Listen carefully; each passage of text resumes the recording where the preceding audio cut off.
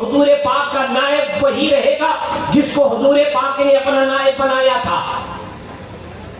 حضور پاک کے مصلی اور منبر پہ وہی کھڑا ہوگا جس کو حضور پاک صلی اللہ تعالیٰ علیہ وسلم نے اپنے مصلی پر کھڑے ہونے کی اجازت دی تھی اپنی زندگی میں، ظاہری زندگی میں. وہ کوئی اور نہیں، وہ حضرت ابو بکر صدیق رضی اللہ تعالیٰ عنہ کی ذات بابرکات ہے. یہ سب جانتے ہیں. کل میں نے بتایا کہ حضرت ابو بکر صدیق نے 17 وقتوں کی نمازیں پڑھائی. امامت کے لیے نبی کے مصلی پر جو شخص کھڑا ہوا اسے ابو بکر صدیق کہتے ہیں. اپنے مصلی پر کھڑے ہونے کی جسے اجازت دی اسے ابو بکر صدیق کہتے ہیں. جو یار غار مصطفیٰ رہا اسے ابو بکر صدیق کہتے ہیں. جو نبی کے ساتھ ہجرت میں رہا اسے ابو بکر صدیق کہتے ہیں. جو ہر جگہ نبی پاک صلی اللہ تعالیٰ علیہ وسلم کے ساتھ رہا وہ حضرت سرکار سیدنا ابو بکر صدیق رضی اللہ تعالیٰ عنہ کی ذات بابرکات ہے. چاہے وہ جنگ کا میدان ہو، چاہے کہیں بھی ہو، میرے آقا صلی اللہ تعالیٰ علیہ وسلم نے اپنے ساتھ اگر کسی کو لیا ہے تو حضرت ابو بکر صدیق کو لیا ہے. حضرت ابو بکر صدیق رضی اللہ تعالیٰ عنہ کا دور خلافت جب میرے آقا دنیا سے تشریف لے گئے، ایسے ماحول میں اور ایسے وقت میں لوگوں پر ایک غم طاری ہوا. ایسا لگ رہا تھا لوگ یقین کرنے کو تیار نہیں کہ حضور اس دنیا سے تشریف لے گئے.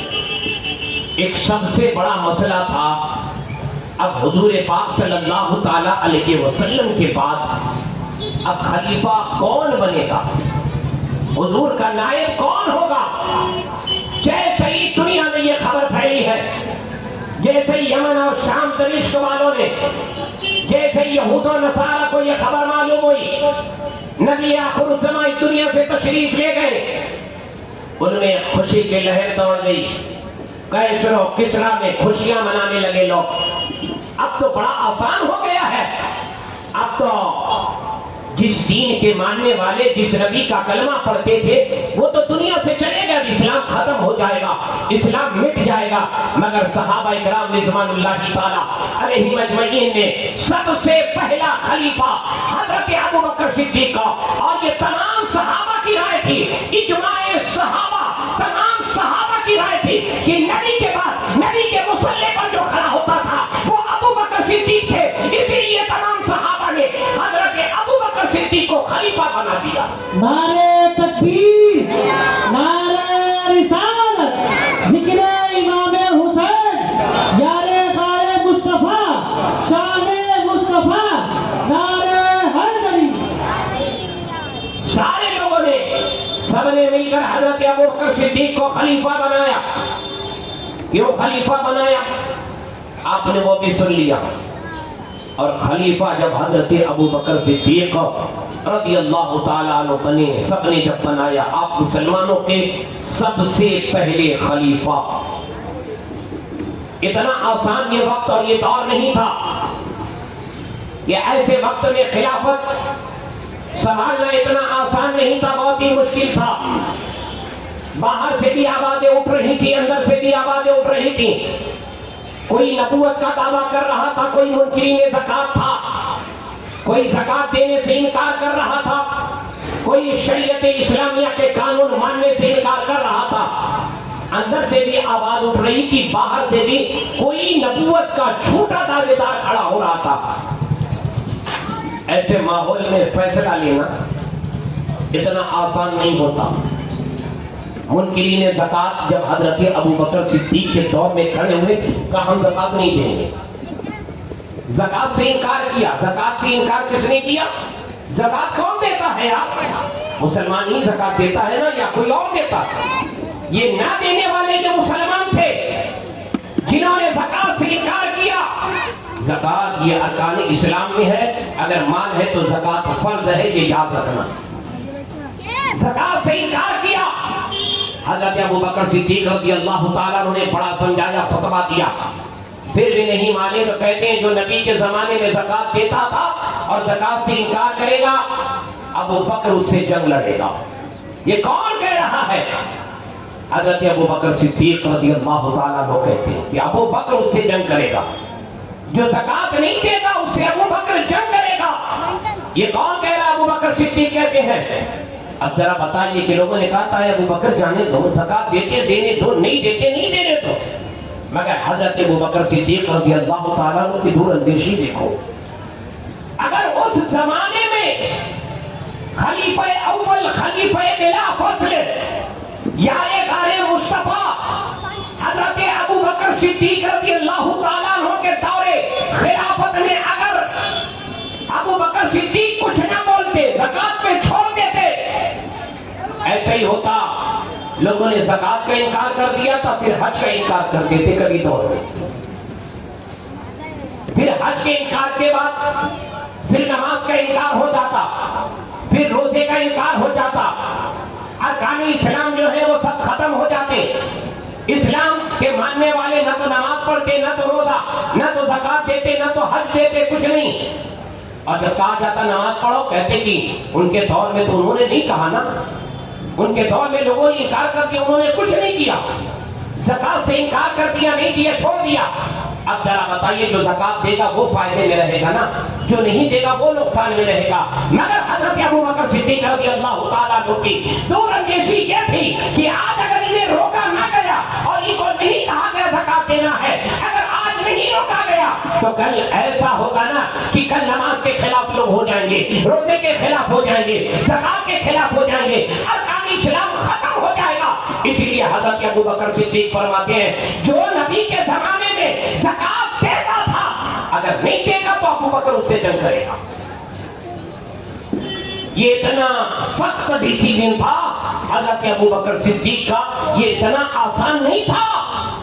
یہ یاد رکھیے گا، اتنا آسان نہیں تھا. نبی کے بعد اس دنیا سے تشریف لے جانے کے بعد امت کو سنبھالنا اتنا آسان نہیں تھا. امیر المؤمنین بن کر، خلیفہ بن کر لوگوں کو سنبھالنا آسان نہیں تھا. جہاں آوازیں اٹھ رہی تھی قرآن کے خلاف، حدیث کے خلاف، شریعت کے خلاف، دین کے خلاف آوازیں اٹھ رہی تھی، اس آواز کو دبانے والا کوئی اور نہیں تھا، وہ ابو بکر صدیق کی ذات تھی. وہ حضرت ابو بکر صدیق رضی اللہ تعالیٰ عنہ کی ذات تھی.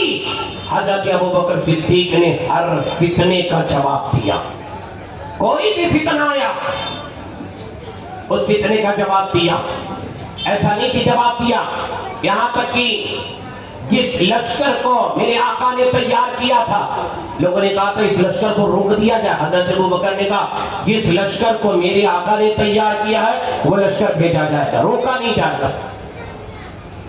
اور ایسا دور، یہ اندرونی اختلاف، باہری اختلاف. کچھ لوگ کھڑے ہو گئے نبوت کا دعویٰ کرنے والے، مسیلمہ کذاب جیسے چھوٹے. اس نے حضور کے دور میں بھی نبوت کا دعویٰ کیا.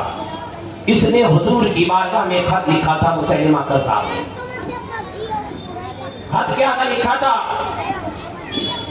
اے محمد ابن عبداللہ، آدھی ریاست کے تم نبی بن جاؤ، آدھی ریاست کا میں نبی ہو جاؤں، یہ مان لیا جائے اور اسی پر فیصلہ ہو جائے. مسیلمہ کذاب نے لکھ کر بھیجا.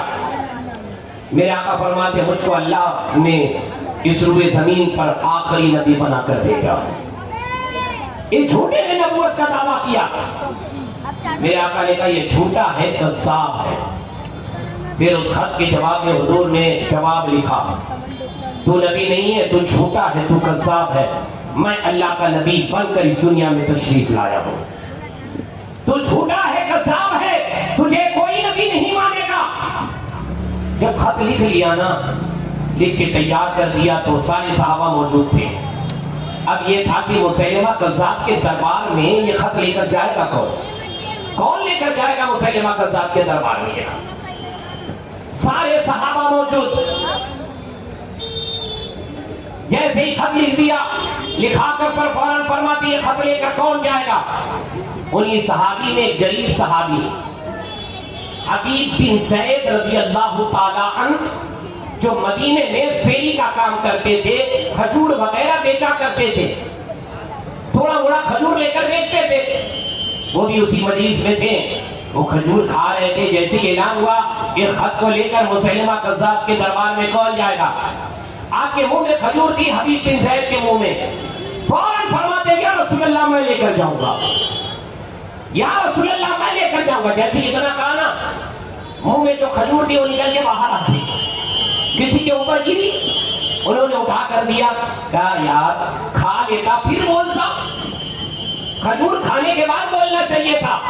اب ایک صحابی کا ایمان دیکھو، کہتے ہیں اگر میں کھانے کا انتظار کرتا، مجھ سے پہلے کوئی اور بول دیتا تو، کھانے کا انتظار کرتا، کھجور ختم ہو جائے گلے کے اندر، پیٹ میں چلا جائے، اس کے بعد بولوں گا۔ حضرت حبیب بن زید کا ایمان دیکھو، عشق دیکھو، محبت دیکھو، نبی آخر الزمان کو آخری نبی مانا ہے، کسی اور کو نبی ماننے کے لیے تیار نہیں ہے۔ غریب صحابی ہیں، چھوٹے چھوٹے بچے ہیں جن کے، فوراً کھجور گرتی ہے، اٹھایا، کہتے یا رسول اللہ میں مسیلمہ کذاب کے دربار میں یہ خط لے کر جاؤں گا۔ میرے آقا فرماتے معلوم ہے اس میں کیا لکھا ہے؟ کہا ہاں یا رسول اللہ معلوم۔ اس خط میں کیا لکھا ہے؟ یا رسول اللہ میں اس خط پر ایمان رکھتا ہوں، صرف میں آپ کو اللہ کا، مسیلمہ کذاب کو نہیں، آپ کو اللہ کا نبی، اللہ کا رسول مانتا ہوں، آخری پیغمبر مانتا ہوں، مسیلمہ کذاب کو نہیں، وہ تو جھوٹا ہے، مکار ہے، وہ تو کذاب ہے یا رسول اللہ، آپ اللہ کے نبی ہو، ہم آپ پر ایمان رکھتے ہیں، مسیلمہ کذاب پر ایمان نہیں رکھتے۔ کہا لے جاؤ گے؟ کہا ہاں۔ جب حضرت حبیب بن زید کو خط دیا گیا تو لے کر نکلے نجد کے علاقے میں، اس کا دربار تھا، وہاں لے کر پہنچنے کے بعد اس کے دربار میں پہنچے، راوی فرماتے جو لوگ وہاں موجود تھے نا، ان کے ہاتھ میں بھالا تھا، بھالا جانتے ہیں؟ بھالا تھا، ہاتھ میں لیے تھے، لے کر پہنچے، دربار کے بیچوں بیچ میں کھڑے ہوئے اور بالکل بیچوں بیچ میں اپنے بھالے کو اس طرح سے گاڑ دیا، جیسے نہیں فتح ہونے کے بعد گاڑا جاتا ہے، ہماری فتح ہو گئی، اپنے بھالے کو بیچوں بیچ دربار میں گاڑا۔ مسیلمہ کذاب نے کہا کس لیے آئے ہو؟ کہا تیرے خط کا جواب لے کر آیا ہوں، جو تو نے حضور کی بارگاہ میں خط دیا تھا، اسی خط کا جواب میرے آقا نے تجھے دیا ہے۔ وہ ہمارے آقا و مولا، وہ آخری نبی، آخری پیغمبر، آخری رسول ہے، انہیں آخری نبی مانتے ہیں، ان کے بعد کسی کو نبی نہیں مانتے۔ حبیب بن زید مسیلمہ کذاب کے دربار میں کھڑے ہو کر یہ بات کہہ رہے ہیں، کہیں اور نہیں، جس نے اپنے آپ کو نبوت کا دعویٰ کیا، جو اپنے آپ کو نبی منوا رہا تھا، فوراً اشارہ کرتا ہے خط لایا جائے، پڑھا جائے۔ خط لایا، پڑھا، آگ بھگولا ہو گیا مسیلمہ کذاب۔ اس میں لکھا کہتا ہے جھوٹے ہے کذاب، تو جھوٹا ہے، کذاب ہے، تو اللہ کا نبی، تو شیطان ہے، تو اللہ کا نبی ہو سکتا ہے؟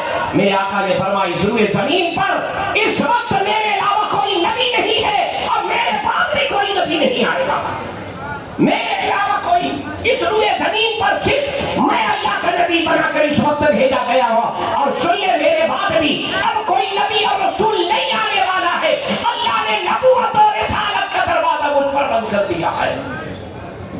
اس میں لکھا تھا جب وہ پڑھا آگ بھگولا ہو گیا، آگ بھگولا ہوا تو دیکھنے لگا، فوراً کہتا ہے حضرت حبیب بن زید سے، جانتے ہو اس میں کیا لکھا ہے؟ حضرت حبیب بن زید کہتے ہیں کہ سب جانتا ہوں، جب خط لکھا گیا میں بھی وہاں تھا، پڑھ کے ہمیں سنایا گیا، میں بھی وہاں تھا۔ کہا تو کیا کہتا ہے؟ کہا میرے آقا نے جو کہا بالکل صحیح کہا، یہ ایمان ہے۔ حضرت حبیب بن زید ایک صحابی رسول ہے، غریب صحابی، کہتے ہیں میرے آقا صلی اللہ تعالیٰ علیہ وسلم نے جو کہا بالکل صحیح کہا، تو جھوٹا ہے، کذاب ہے، مکار ہے، تو شیطان ہے، تو اللہ کا نبی نہیں ہے۔ حضرت حبیب بن زید کہتے اور آگ بگولا ہو گیا۔ اب بتاؤ ذرا دیکھیے محمد الرسول اللہ کا دیوانہ دربار میں اکیلے کھڑے ہو کر کس طرح سے مسیلمہ کذاب جھوٹے نبی کو للکار رہے، جھوٹے نبی کو للکار رہے، مسیلمہ کذاب کو تو جھوٹا ہے، فوراً وہ حکم دیتا ہے ان کا ایک ہاتھ کاٹ دیا جائے، فوراً جلادوں نے پکڑا اور ایک ہاتھ مارا کر دیا. اس کے بعد پھر مسیلمہ کذاب کہتا ہے اب پتا کیا کہتا ہے؟ ایک ہاتھ کٹ دیا، خون بہ رہا ہے. پھر کہتا اب کیا کہتا ہے؟ حضرت حبیب بن زید کہتے ہیں جو پہلے کہتا تھا وہی ابھی کہتا ہوں. جو بات پہلے کہہ رہا تھا وہی ابھی کہتا ہوں. تو جھوٹا ہے، تو مکار ہے، تو اللہ کا نبی نہیں ہے. نبی تو میرے آقا ہے جو اس وقت مدینہ طیبہ میں ہے. ہم انہیں نبی مانتے ہیں، رسول مانتے ہیں. تو جھوٹا ہے، کذاب ہے، تو کبھی نبی ہو ہی نہیں سکتا. پھر حکم دیتا ہے ان کا دوسرا ہاتھ کاٹ دیا گیا. پھر مسیلمہ کذاب کہتا اب بتا تو میرے بارے میں کیا کہتا ہے. اس نے تو سوچا یہ تھا ان کا ایک ہاتھ کٹ جائے گا یہ فوراً تیار ہو جائیں گے، دوسرا ہاتھ کٹ جائے گا یہ تیار ہو جائیں گے. مگر ذرا دیکھیے رسول پاک صلی اللہ تعالیٰ علیہ وسلم کے غلاموں کی زندگی کو دیکھیے. وہ ایک مسیلمہ کذاب کے دربار میں کھڑے ہو کر نبی کی نبوت و رسالت کا اعلان کر رہے ہیں. مسیلمہ کذاب کو جھوٹا کہہ رہے ہیں. اے مسیلمہ کذاب تو جھوٹا ہے، تو مکار ہے، تو اللہ کا نبی نہیں ہے. دونوں ہاتھ کاٹ دیا گیا. اب حکم دیتا ہے ایک پیر کاٹا جائے، ایک پیر کاٹ دیا جائے. ایک پیر کاٹ دیا. بتائیے اتنی بے دردی، اتنی بے دردی. ہمیں یہ سارے واقعات یاد نہیں رہتے کہ صحابہ پر کتنی مصیبتیں آئیں، کس طرح سے ان پر ظلم اور جبر ہوئے ہیں، کس طرح سے میدان جنگ میں انہیں شہید کیا گیا ہے صرف اسلام کی بقا کے لیے، اسلام کی حفاظت کے لیے، شریعت کی بقا کے لیے، شریعت کی حفاظت کے لیے. ہمارا حال تو یہ ہے ہم چند باتیں یاد رکھتے ہیں، باقی کی باتوں کو بھول جاتے ہیں. ہمیں صرف وہی یاد رہتا ہے جو سب کو یاد رہتا ہے اور ہمیں اس میں ہی مزہ ملتا ہے، ہمیں اور باتیں یاد نہیں رہتی. ایک پیر کاٹا گیا، دوسرا پیر کاٹ دیا گیا، یہاں تک کہ آپ کو ٹکڑے ٹکڑے کر دیا گیا. مگر حضرت حبیب بن زید آخری سانس تک یہی کہتے رہے میں صرف نبی انہیں مانتا ہوں وہ اللہ کے رسول ہیں، اللہ کے پیغمبر ہیں، وہ آخری نبی ہے، آخری رسول ہے. اور آخری دم تک، آخری سانس تک حضرت حبیب بن زید یہی کہتے رہے اے مسیلمہ کذاب تو جھوٹا ہے، تو جھوٹا ہے، تو جھوٹا. اپنی جان دے دی. مسیلمہ کذاب کے دربار میں میرے آقا صلی اللہ تعالیٰ علیہ وسلم کو پتا چلا. اور حبیب بن زید جانتے تھے وہاں جانے پر نہ جان دینا ہے، مارا جانا ہے، قتل کیے جانا ہے. پھر بھی گئے تھے، اس لیے گئے تھے کہ مسیلمہ کذاب کو بتا دے ہم تجھے کبھی نبی نہیں مان سکتے، ہم نبی اسے مانیں گے جس کا ہم نے کلمہ پڑھا. یہی مسیلمہ کذاب. حضرت سرکار سیدنا ابو بکر صدیق رضی اللہ تعالیٰ عنہ کے دور خلافت میں پھر یہ سر اٹھاتا ہے مسیلمہ کذاب. اس نے سوچا کہ اب نبوت کا دوبارہ دعویٰ کیا جائے. اب تو بالکل آسان ہے، لوگ مجھے نبی اور رسول پیغمبر مان لیں گے، آخری نبی مان لیں گے. حضرت ابو بکر صدیق رضی اللہ تعالیٰ عنہ کے دور میں جیسے ہی یہ پھر اپنی آواز کو اٹھاتا ہے، حضرت ابو بکر صدیق رضی اللہ تعالیٰ عنہ فرماتے ہیں بعد میں دوسروں سے یہود و نصارہ سے بعد میں لڑا جائے گا، پہلے مسیلمہ کذاب کو دیکھا جائے. اگر اس کو نہیں دبایا گیا تو آج یہ کھڑا ہوا ہے، کل کوئی اور کھڑا ہوگا، پھر کل اور کوئی کھڑا ہو جائے گا. اسی طرح سے ہر دور میں کوئی نہ کوئی اپنے آپ کو نبوت کا دعویٰ کرتے رہیں گے اور اپنے آپ کو نبی بتاتے رہیں گے. حضرت کے پہلے حضرت ابو بکر صدیق کے دور میں جب نبوت کا اعلان کرنے لگے تھے تو اس نبوت کا اعلان تھا میرے آقا کے دور میں بھی کیا گیا تھا، مگر اس نبوت کا خاتمہ جس نے کیا ہے اسے ابو بکر صدیق کہتے ہیں. نعرہ تکبیر، نعرہ رسالت، ذکر امام حسین، نعرہ قائد مصطفیٰ، نعرہ حیدری. حضرت ابو بکر صدیق کے دور میں ایک بڑا لشکر دے کر نجد کے علاقے میں حضرت ابو بکر صدیق نے بھیجا، کہا پہلے اس کو ختم کیا جائے، پہلے اس فتنے کو ہٹایا جائے، اس فتنے کو دفن کر دیا جائے. آج یہ کھڑا ہے کل اور کوئی کھڑا ہو جائے گا. اور اس فتنے کو دبانے کے لیے کتنے صحابہ شہید ہوئے، کتنے صحابہ جب مسیلمہ کذاب کو دفن کر ختم کرنے گئے تھے، اس کے فتنے کو مٹانے گئے، تو کتنے صحابہ، ہزاروں صحابہ اس جنگ میں شہید ہوئے ہیں۔ آخرکار مسیلمہ کذاب جیسا جھوٹا بدکار انسان اپنے آپ کو نبی کہتا تھا، وہ کس کے دور میں، کس کے دور خلافت میں مارا گیا؟ حضرت ابو بکر صدیق رضی اللہ تعالی عنہ وارضاہ عنہ کے دور خلافت میں مارا گیا۔ یہ ہے خلافت حضرت ابو بکر صدیق کی۔ لوگ پوچھتے ہیں کیا ہے خلافت؟ حضرت ابو بکر نے کیا کیا؟ 2 سال میں کچھ نہیں کیا۔ وہ بہت بڑے جھوٹے ہیں، بہت بڑے مکار ہیں جو یہ کہے کہ حضرت ابو بکر نے کچھ نہیں کیا۔ حضرت ابو بکر نے وہ کام کیا ہے، ایسا کام کیا ہے کہ حضرت ابو بکر کوئی کام کو رہتی دنیا تک یاد کیا جائے گا۔ اور میرے آقا صلی اللہ علیہ وسلم حضرت ابو بکر سے بے پناہ محبت کرتے تھے، بے پناہ محبت کرتے تھے۔ تبھی تو میرے آقا صلی اللہ علیہ وسلم جہاں جاتے حضرت ابو بکر صدیق کو ساتھ میں رکھتے، جہاں بھی جاتے، جدھر بھی جاتے حضرت ابو بکر صدیق کو ساتھ میں لے کر جاتے، جہاں بھی مشورے کی ضرورت پڑتی حضرت ابو بکر صدیق کو ساتھ میں رکھا کرتے تھے۔ اور حضرت ابو بکر صدیق رضی اللہ تعالیٰ عنہ رسول پاک سے بے پناہ محبت کرتے تھے، اتنی محبت کرتے تھے حضرت ابو بکر صدیق رضی اللہ تعالیٰ عنہ۔ میں تو ایک بات کہتا ہوں، خلفائے راشدین نے، صحابہ نے، اولین نے، جتنے بھی صحابہ ہیں، جتنی رسول پاک سے محبت صحابہ نے کی ہے کوئی کر بھی نہیں سکتا۔ جتنی محبتیں صحابہ کرام رضوان اللہ تعالیٰ علیہم اجمعین نے جتنی محبت کی ہے، اور کوئی بھی جنگ ہو، چاہے وہ جنگ بدر ہو، جنگ احد ہو، جنگ خندق ہو، جنگ حنین ہو، خیبر ہو، کوئی بھی جنگ ہو، ہر جنگ میں بڑھ چڑھ کر حصہ لیا۔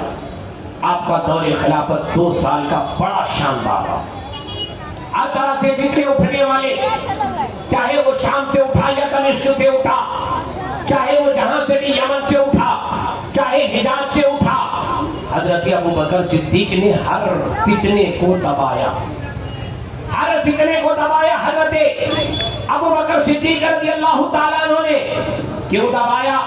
اور بتایا کہ اگر انہیں آج نہیں دبایا گیا نا، کل یہ فتنہ اور بڑا ہو جائے گا، اس کو دبانا بہت مشکل ہو جائے گا۔ اور آپ کا دور خلافت 2 سال کا رہا۔ 2 سال جب آپ کا آخری وقت آیا، یہ وہ نفوس قدسیاں ہیں جنہیں بھلایا نہیں جا سکتا، جنہیں یاد کیا جائے گا۔ قرآن نے جنہیں یاد کیا ہے، یاد قرآن یاد کر رہا ہے۔ جب میرے آقا صلی اللہ تعالیٰ علیہ وسلم جب ہجرت کر کے مکے سے نکلے تھے، جس غار میں گئے تھے اس غار میں ساتھ میں کون تھا؟ کوئی تھا؟ کوئی بتا سکتا ہے کوئی اور تھا؟ حضرت ابو بکر کے علاوہ کوئی بتا سکتا ہے کوئی تھا؟ میرے آقا نے جس پر بھروسہ کیا، جس کو اپنے ساتھ رکھا، سفر میں جس کو اپنے ساتھ رکھا، وہ کوئی اور نہیں، وہ حضرت ابو بکر صدیق رضی اللہ تعالیٰ۔ حضرت ابو بکر صدیق رضی اللہ تعالیٰ کا آخری وقت آیا، اور آپ نے نبی پاک صلی اللہ تعالیٰ علیہ وسلم کے پہلو میں دفن ہونے کی اجازت مانگی۔ اجازت مانگی کہ مجھے وہاں دفن کیا جائے۔ یہاں تک کہ روایتوں میں آتا ہے کہ آپ نے فرمایا تھا حضرت علی سے اور صحابہ سے کہ جب مجھے غسل دے دیا جائے، کفن پہنا دیا جائے، تیار کر دیا جائے، تو مجھے بارگاہ رسالت میں لے جا کر رکھ دیا جائے، باہر وہاں رکھا جائے، اور پھر اجازت مانگی جائے، رسول پاک صلی اللہ علیہ وسلم کے قدموں میں دفن ہونے کی اجازت مانگی جائے۔ یہ کون کہہ رہا ہے؟ حضرت ابو بکر صدیق رضی اللہ تعالیٰ عنہ کہے اجازت مانگی جائے، وہاں اجازت دی جائے کہ لے جا کر آپ کے جنازے کو آپ کے انتقال کے بعد وہاں رکھ دیا جائے۔ رکھنے کے بعد اجازت مانگی گئی، یا رسول اللہ، ابو بکر کو دفن کرنے کی ابو بکر کی یہ خواہش تھی کہ آپ کے قدموں میں دفن کیا جائے، ان کی مزار یہاں بنائی جائے، یہ خواہش تھی۔ جیسے ہی کہا کہ 1 بار 2 بار فوراً حجرے نبی کا دروازہ کھل گیا، حجرے نبی کا دروازہ کھل گیا، اور اندر سے آواز آئی، کہ ابو بکر کو لا کر اندر دفن کیا جائے. یہ میرے آقا صلی اللہ علیہ وسلم کی اجازت تھی. حضرت ابو بکر صدیق رضی اللہ تعالی عنہ کو حضور کے پہلو میں دفن کیا گیا. اب بتاؤ کہاں دفن کیا گیا؟ حضور کے پہلو میں. نبی آخر الزمان کے پہلو میں حضرت ابو بکر کو دفن کیا گیا. اور حضرت ابو بکر کی آخری زندگی میں آپ نے حضرت فاروق اعظم رضی اللہ تعالیٰ عنہ کو لوگوں کے مشورے سے اور صحابہ کے مشورے سے میرے بعد عمر کو خلیفہ بنایا جائے. میرے بعد سارے صحابہ اس پر متفق ہوئے. ایسا نہیں کہ کوئی انکار کر دیا. لوگ کہتے ہیں کہ حضرت علی نے بیعت نہیں کی. میں یہ کہتا ہوں حضرت علی نے حضرت ابو بکر کی بھی بیعت کی اور حضرت علی نے فاروق اعظم کی بھی بیعت کی ہے. اسی لیے تو کسی موقع پر کسی نے حضرت علی سے پوچھا تھا علی کیا نبی کے بعد خلافت کا حق تمہارا تھا؟ کیا حضور نے یہ کہا تھا علی تم خلیفہ بننا؟ حضرت علی فرماتے ہیں کہتے ہیں اگر حضور فرماتے تھے کہ تم خلیفہ بننا تو میں کسی کو خلیفہ بننے نہیں دیتا. یہ کون کہہ رہا ہے؟ شیر خدا کہہ رہے ہیں. یہ کون کہہ رہا ہے؟ حیدر کرار کہہ رہے ہیں. یہ کون کہہ رہا ہے؟ فاتح خیبر کہہ رہے ہیں. یہ کون کہہ رہا ہے؟ داماد مصطفیٰ کہہ رہے ہیں کہ اگر حضور کہہ دیتے اے علی میرے بعد تم خلیفہ بننا, اس کے لیے اگر جنگ بھی کرنی پڑتی تو علی جنگ کرتا اور کسی کو خلیفہ بننے نہیں دیتا. کسی کو نہیں خلیفہ کہا. کیا حضور نے کہا؟ نا بالکل نہیں کہا تھا. وہ آج کل کے وہ جھوٹے مکار عید غدیر والی حدیثیں بیان کر کے انشاءاللہ میں کل اس کا پوسٹ مارٹم کروں گا. آج تو مجھے حضرت سرکار سیدنا فاروق اعظم کی اور حضرت ابو بکر صدیق کا دور خلافت آپ نے سنا. اب حضرت فاروق اعظم رضی اللہ تعالیٰ عنہ کا دور خلافت بھی سنیے کہ حضرت فاروق اعظم یہ حضرت ابو بکر کی یہ خواہش تھی کہ میرے بعد انہیں خلیفہ بنایا جائے.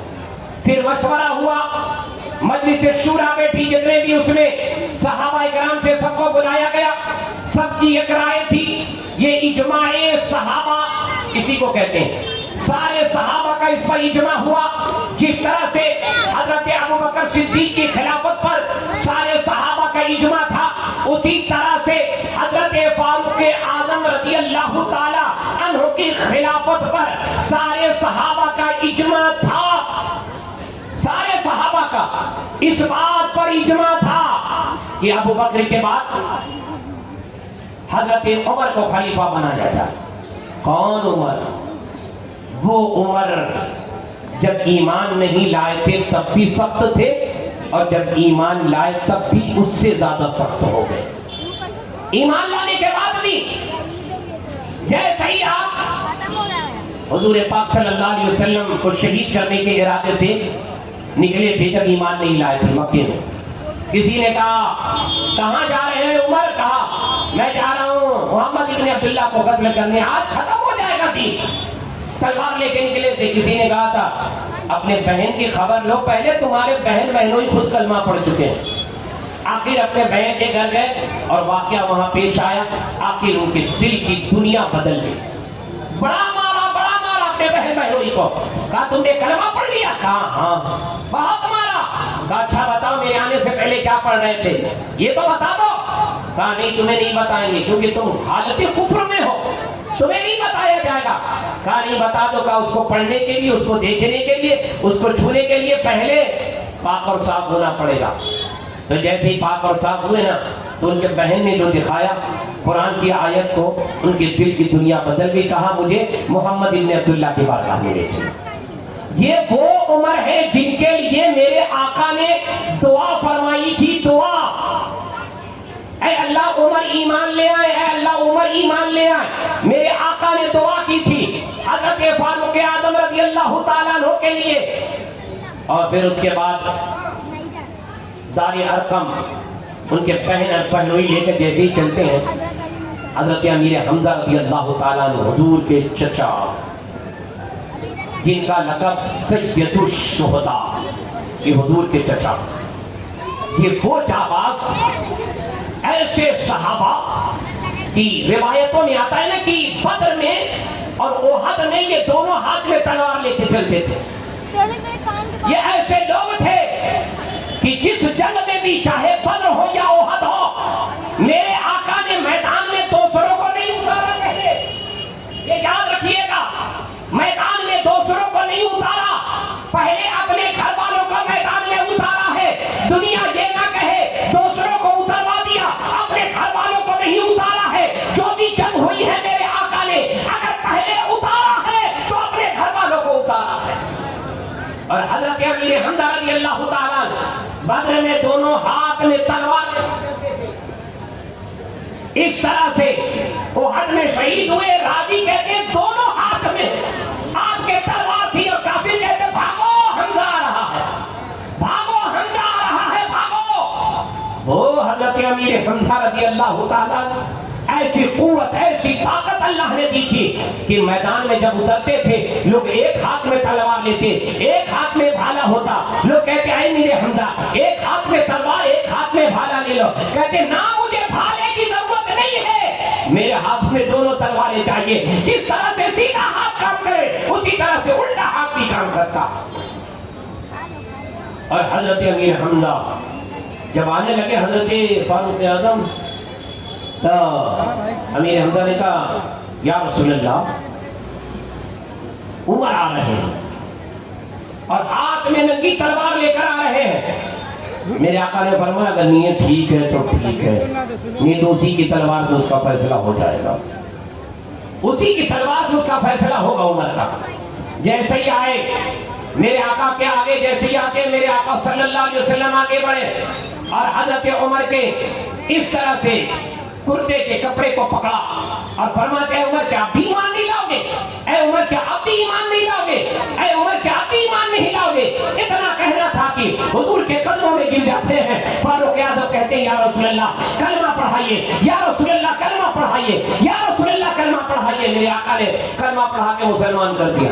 اس کے بعد اب جلال دیکھیے, جلال اتنا کہتے ہیں یا رسول اللہ ہم حق پر نہیں ہیں. میرے آقا فرماتے ہیں ہم ہی حق پر. کہا ہم چھپ کر عبادت کیوں کریں, ہم چھپ کر عبادت نہیں کریں گے. اور 40ویں مسلمان ہیں حضرت عمر. کیا ہے 40ویں مسلمان, 39 کے بعد 40 آتا, 40ویں مسلمان ہیں عمر جن کا لقب فاروق اعظم ہے. فاروق اعظم جن کا لقب ہے. میرے آقا فرماتے ہیں ہم ہی حق پر ہیں. کہتے ہیں یا رسول اللہ خانہ کعبہ کا طواف کرتے ہیں. میرے آقا نے 2 صف بنائی, 20 آدمی کی. ایک میں آگے امیر حمزہ کو رکھا, ایک میں آگے حضرت عمر کو رکھا. ایک میں آگے حضرت امیر حمزہ, ایک میں حضرت فاروق اعظم رضی اللہ تعالیٰ عنہ. جیسے ہی آگے بڑے دائرے ارکم سے آواز گونجی, آواز گونجنے لگی, لوگ دیکھ کر بھاگنے لگے. کہتے یار یہ کیا ہو گیا, عمر بھی ایمان لائے, پورے عرب میں یہ شور ہو گیا. اور حضرت فاروق اعظم جب ایمان لائے نا, ابو جہل سے بات ہوئی, دکھاتا کام کمان. اچھا ہاں, جب آپ ایمان لے آئے نا تو آپ نے اپنی ایمان کو چھپایا نہیں کہ میں ایمان لے آیا, چھپایا نہیں, بلکہ ایک ایسے ہلکے پیٹ والے کو بلایا. ہلکا پیٹ جانتے نا, اگر آپ اسے کچھ کر دیکھ کسی سے کہنا نہیں, وہ تو سب سے پہلے جا کے دوسروں سے کہہ دیتا. ایسے لوگ ہوتے ہیں نا, آپ اس سے کہہ دو دیکھ بھائی میں تیرے کو بتا رہا ہوں, دوسرے سے نہیں بولنا. اتنا آپ کہہ کے دیکھ لو, پھر دوسروں کو اتنا تیزی سے وہ بتائے گا. ہلکا پیٹ جس کو کہتے ہیں, ہلکے پیٹ والے کو بلایا, کہا سن میں ایمان لے آیا. وہ اچھلا کہا عمر تم ایمان لے آیا, یہ کیسے, کہا ہاں ایمان لائے, دیکھ کسی سے کہنا نہیں. وہ نکل کے بھاگا اور ہر گھر میں جا کے کہنے لگا, ہر گھر میں جا کے کہنے لگا. حضرت فاروق اعظم کہتے اسی لیے تو میں نے اس سے کہا تھا جو نہیں جانتا وہ بھی جان جائے, عمر ایمان لے آئے ہیں, سب جان جائے, پورا عرب جان جائے, پورا مکہ جان جائے, عمر ایمان لے آئے ہیں. عمر نے محمد ابن عبداللہ کو آخری نبی آخری پیغمبر مان لیا ہے, آخری نبی آخری پیغمبر عمر نے مان لیا ہے.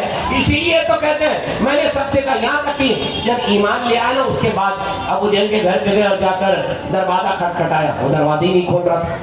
کھٹکھٹایا, کہا نکل. اس کو پتا چل گیا تھا. کہا کیا ہوا, کہا سن میں ایمان لے آیا, ہاں میں ایمان لے کے آ گیا. اس کے بعد چلے گئے. یہاں پر حضرت فاروق اعظم ایک صف میں عمر, ایک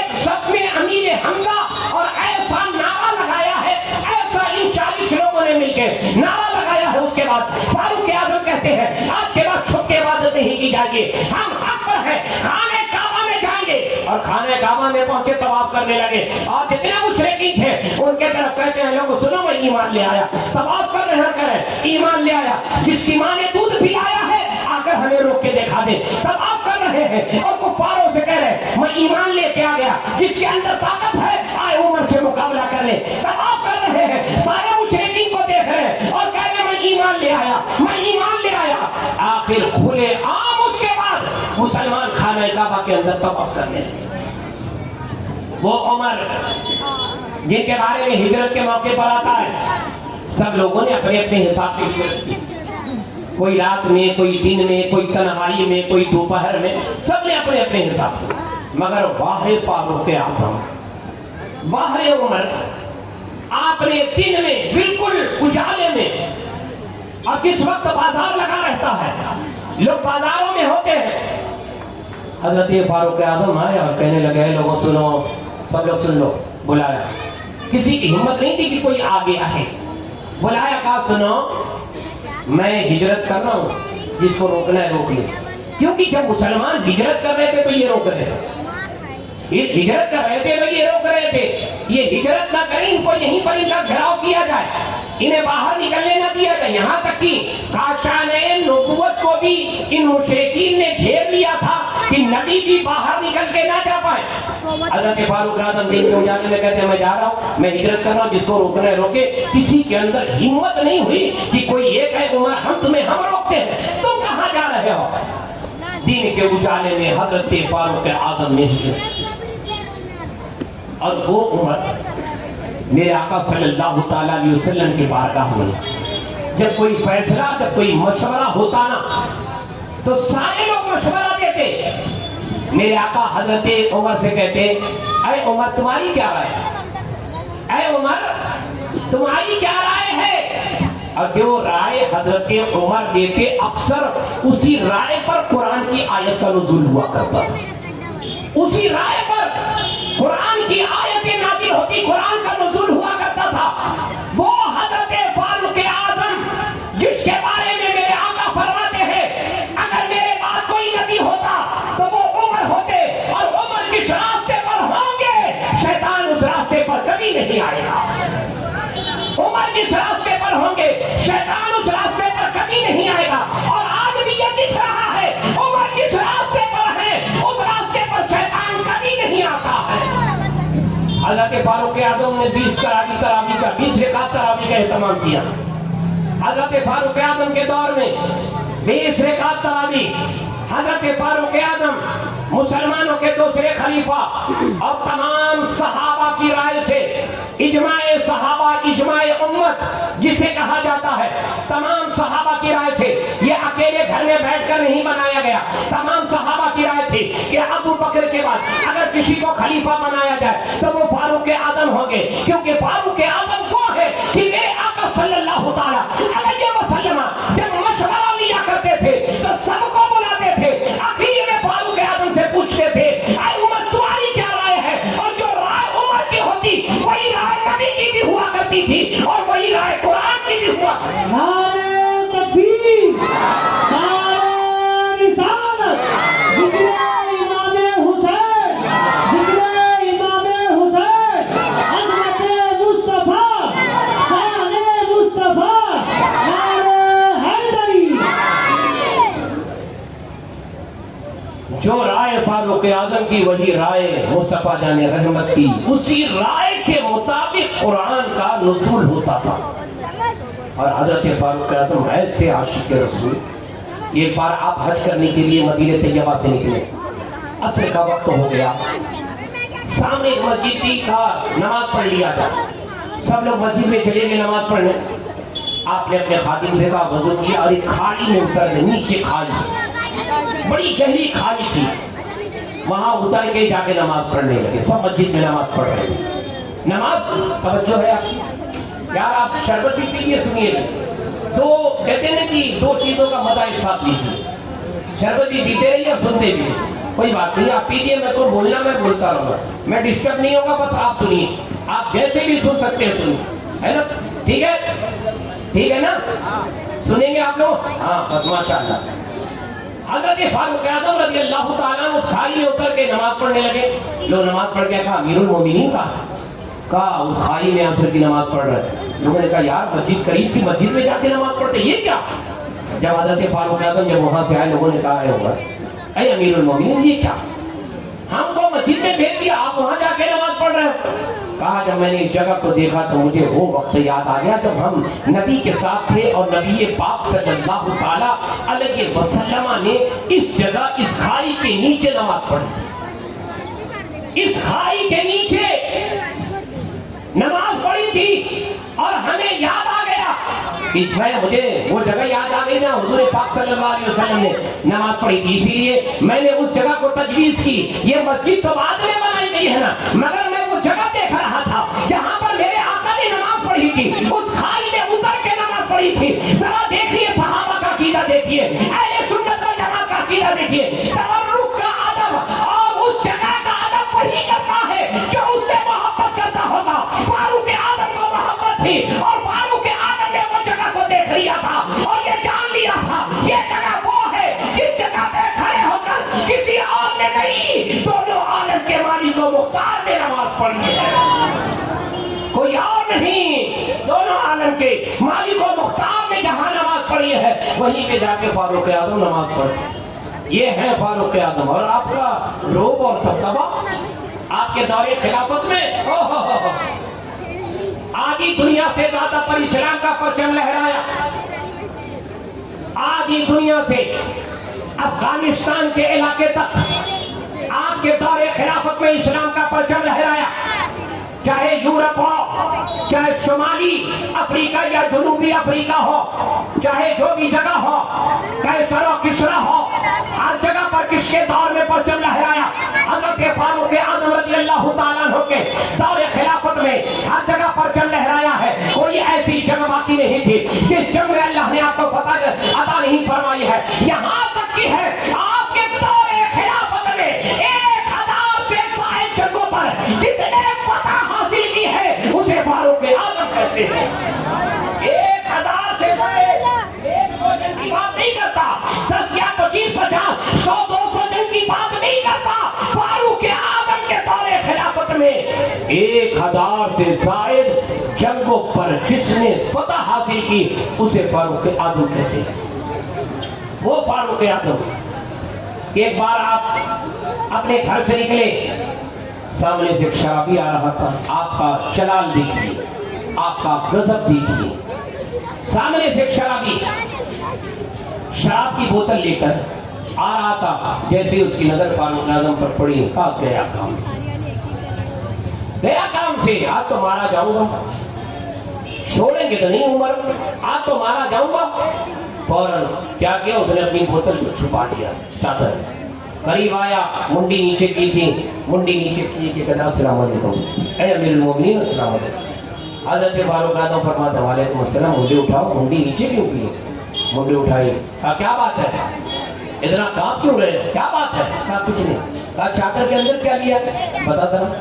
کہا نہیں کچھ سامان ہے کھانے پینے. کہا بتا کیا ہے, تیری چادر کے اندر تم نے کیا چھپایا, ذرا بتا تو.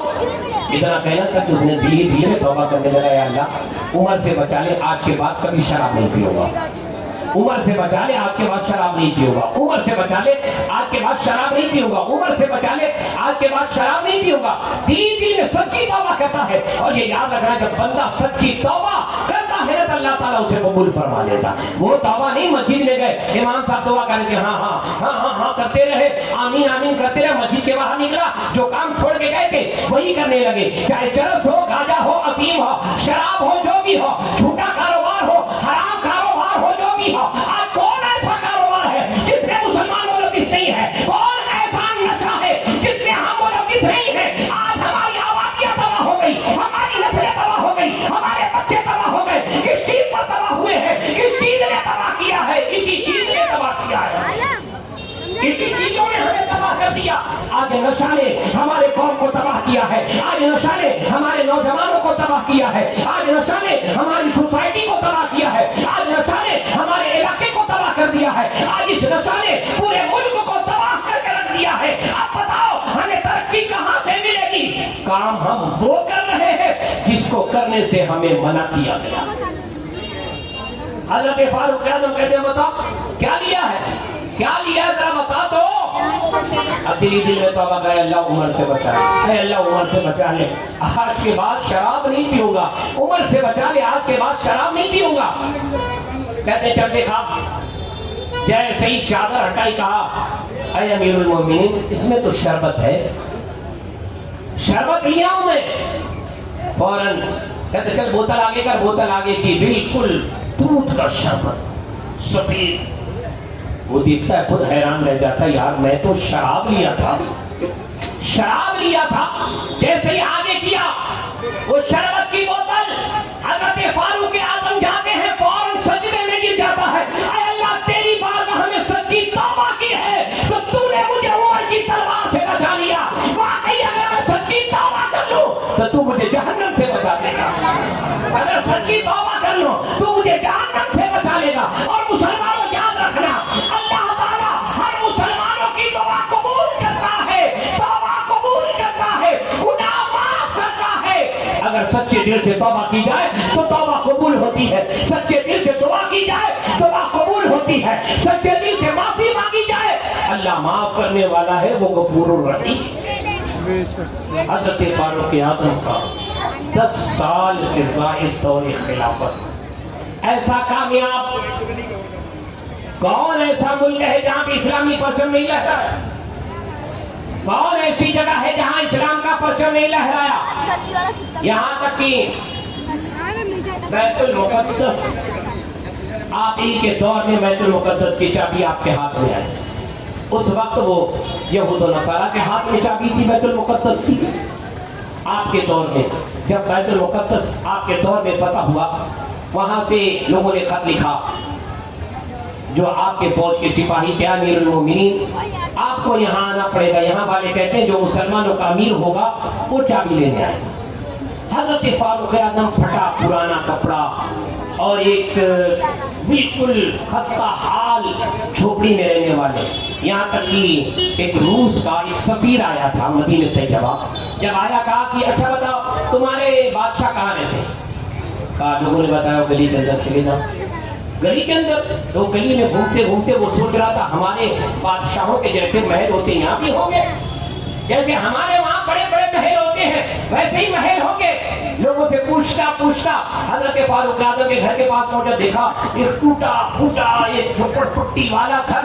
کہا یہ تمہارے بادشاہ کا گھر ہے؟ کہاں؟ کہا وہ ملیں گے؟ کہا اس وقت نا وہ باغ میں آرام فرما رہے ہوں۔ کہاں کدھر؟ لوگوں نے راستہ بتا دیا، گیا دیکھا، کہا ننگی پیٹھ زمین پر ریتیلی زمین پر لیٹے ہوئے۔ کہا یہ تمہارے مسلمانوں کے بادشاہ؟ کہا ہاں۔ تو اس نے سفیر نے کہا تھا اسلام ہر دور میں کامیاب ہوگا جس کا بادشاہ ایسا ہو کہ جو اپنے رعایا کا خیال کرتا ہو اور اپنی بادشاہت کا ناجائز فائدہ نہ اٹھاتا ہو، جسے اپنی رعایا کی فکر ہو۔ حقیقت میں یہ رسول اللہ کے غلام ہے اور اللہ تعالیٰ یہ ہر دور میں کامیابی دے گا۔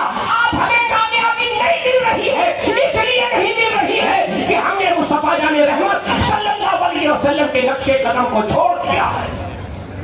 جب آپ کو بلایا گیا بیت المقدس کی چابی دینے کے لیے تو آپ نے تیار ہو گئے، لوگوں نے کہا بڑا فوج کا دستہ لگے کہ کوئی آ رہا ہے۔ جب سب تیار ہو گئے آپ اپنے گھر سے نکلے، وہی جو کپڑا آپ کا تھا پھٹا پرانا کپڑا پہن کر نکلے۔ لوگوں نے کہا امیر المومنین یہ کیا؟ مزہ نہیں آ رہا۔ کہا کیوں؟ کہا یار مسلمانوں کے امیروں ایسا کپڑا، کہا کپڑا ہی ایسا ہے میرے پاس۔ کہا ذرا اچھا پہن لیتے، ذرا لگنا چاہیے نا مسلمانوں کا امیر۔ غور سے سنیے، یہ تاریخی جملہ آپ کو دے رہا ہوں، ذرا غور سے یاد رکھیے گا۔ آپ اپنے ذہن میں یہ بات یاد رکھیں اور دل کے تہخانے دل کی تختی پر اسے نوٹ کر لیں۔ حضرت فاروق اعظم سے جب کہا تھا نا یہ پھٹا پرانا کپڑا نہیں چلے گا، ذرا اچھا کپڑا پہن لے، حضرت فاروق اعظم فرماتے ہیں اے لوگوں سنو، عمر کپڑے کی وجہ سے نہیں پہچانا جاتا، محمد رسول اللہ کے وجہ سے پہچانا جاتا۔ عمر جو ہے کپڑے سے نہیں پہچانا جاتا، کھانے پینے سے اپنی سواری سے نہیں پہچانا جاتا، محمد رسول اللہ کے وجہ سے پہچانا جاتا ہے۔ حقیقت میں یہ وہ عاشق مصطفیٰ تھے جو دنیا میں رہتے تھے اور اپنے آقا صلی اللہ علیہ وسلم کے نقش پا کو नक्श के कदम पर चलने को तरजीह देते थे, उसी को कामयाबी समझा करते थे। कहा यही कपड़ा पहन के जाऊंगा चाहे कुछ भी हो जाए। फटा पुराना। आज तो हमारा हाल ये है कि एक कपड़ा अगर शादी में पहन के गए, अगर घर की दूसरी शादी है तो नहीं चलेगा, नहीं चलेगा बाबा। अब दूसरा कपड़ा हमें सिलाना पड़ेगा, कपड़ा भी दूसरा, चप्पल भी दूसरा, सब कुछ नया नया लगना चाहिए। भाई ये किसी अमीर का बेटा आया है ना, लगना चाहिए फलाने का बेटा है, फला बड़ा अमीर है, उसी का बेटा है। हाँ तो हमें हर चीज नहीं चाहिए, हमारा ईमान जैसा भी हो, अकीदा जैसा भी हो, हमें उसकी फिक्र कहाँ है? हमें क़यामत और आखिरत की फिक्र नहीं है, हमें तो सिर्फ दुनिया की फिक्र है। हज़रत फारूक आज़म तैयार, मदीने की सड़क पर बड़ा लश्कर। आपने कहा ये इतने सारे कहाँ जाएंगे? कहा अरे अमीरुल मोमिनीन सब आपके साथ जाएंगे, कुछ भी हो जाए। कहा मैं नहीं जाता, कहा मैं नहीं जाता, मैं अकेले जाऊंगा। बहादुरी देखिए, बहादुरी देखिए, कैसे अकेले जाऊंगा। कहा अमीरुल मोमिनीन नहीं, ये लश्कर आपके साथ जाता ना, अगर ये सब जाएंगे तो मैं नहीं जाऊंगा, मैं जाऊंगा तो अकेले जाऊंगा। बड़ी देर तक लोग कहते रहे, समझाते रहे। हज़रत अमीरुल मोमिनीन कहते नहीं, बिल्कुल मैं जिस हाल में हूँ मैं अकेले चलता हूँ, अकेले चलूंगा, मेरे साथ लश्कर नहीं चाहिए, मैं बिल्कुल अकेले रहूंगा। इतना कहा तो लोगों ने कहा ठीक है, किसी एक दो को तो ले लो। हाँ एक दो को नहीं, एक अपना खादिम लेके जाता, उसके अलावा किसी को नहीं। एक ऊंट, एक खादिम और हज़रत फारूक है। मदीने तैयबा से चले तो सबके सामने खादिम से कहा सुन, गौर से सुनना। कहते सुन, तू साथ तो चल रहा है, मदीने तैयबा से बैतुल मुक़द्दस बड़ा लंबा फासला है, हजारों किलोमीटर है। कहते चल तो रहा है मगर सुन, थोड़ा देर मैं ऊंट पे बैठूंगा, उसके बाद मैं नीचे उतर जाऊंगा, मैं रस्सी पकड़ूंगा, तू ऊंट पे बैठना। अब वो खादिम कांपने लगा, कहा ये क्या, ये तुम ऐसा लगता है जान जाए कि वापस घर नहीं आना, वापस घर नहीं आना है। वो हज़रत फारूक आज़म के गज़ब को जानता था, कहा लगता है घर नहीं आना है, बख्शा नहीं जाऊंगा, छोड़ा नहीं जाऊंगा, ऐसा लगता है। कहा अगर ये ठीक है तो मेरे साथ आना, नहीं तो बताना, मैं किसी दूसरे को बुलाता हूँ। लोगों ने कहा ठीक है यार, क्या बैठ जा, आगे चल के ऐसा करना, मना लेना और रस्सी पकड़ के चलते रहना, चलते रहना। जब कहेंगे तो थोड़ा सा तू भी बैठ जाना, फिर उनको बैठा के फिर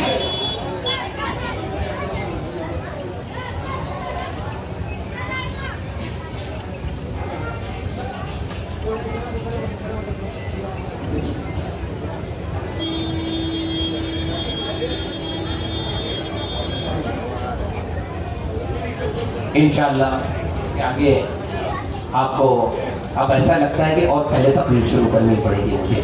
जब कहते हैं कि अल्हम्दुलिल्लाह हम तो कादरी हैं, जब कादरी लोहा गर्म होता है ना ठंडा होने में बहुत है, अल्हम्दुलिल्लाह अब तो ये लोहा गर्म हुआ था। अब तो खैर कहते हैं ना कुछ बातें मेरे ज़हन दिलो दिमाग पे आ रही थी, अब तो मेरा मूड खूब अच्छा बना था। खैर जो हमारा मुल्क का, हमारे महाराष्ट्र का जो कानून है, जो तरीका है, हमें उस पर सख्ती के साथ अमल करना है और जो परमिशन जितने देर का है हमें उतनी ही देर गुफ्तगू करनी है।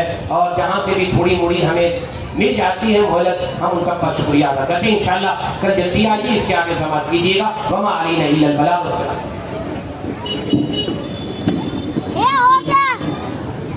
या नबी सलाम अलैहि, या रसूल सलाम अलैहि, या नबी सलाम अलैहि, या रसूल सलाम अलैहि, या हबीब सलाम अलैहि, या हबीब सलाम अलैहि, सल्लल्लाहु अलैहि सल्लल्लाहु अलैहि। मुस्तफा जाने रहमत लाखों सलाम, मुस्तफा जाने रहमत लाखों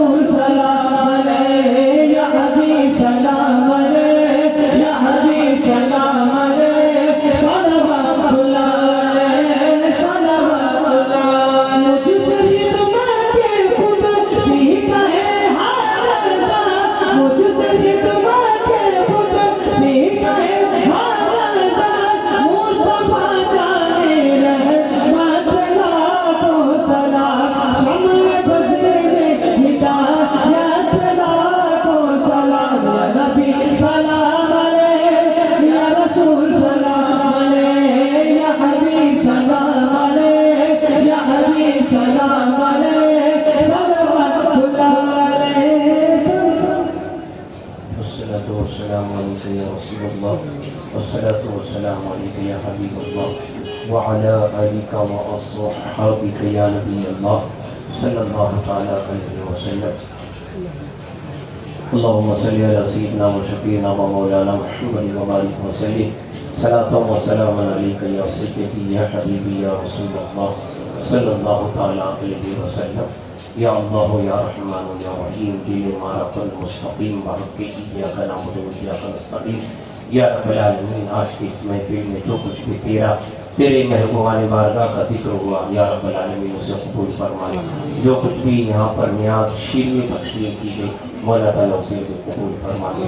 یا اللہ یہاں کے جتنے بھی حاضر ہیں سب کی حاضری کو قبول فرمائے. یا اللہ ذکر امام حسین کی محفل کے صدقے میں مولا ہم سب کے گناہوں کو بخش دے.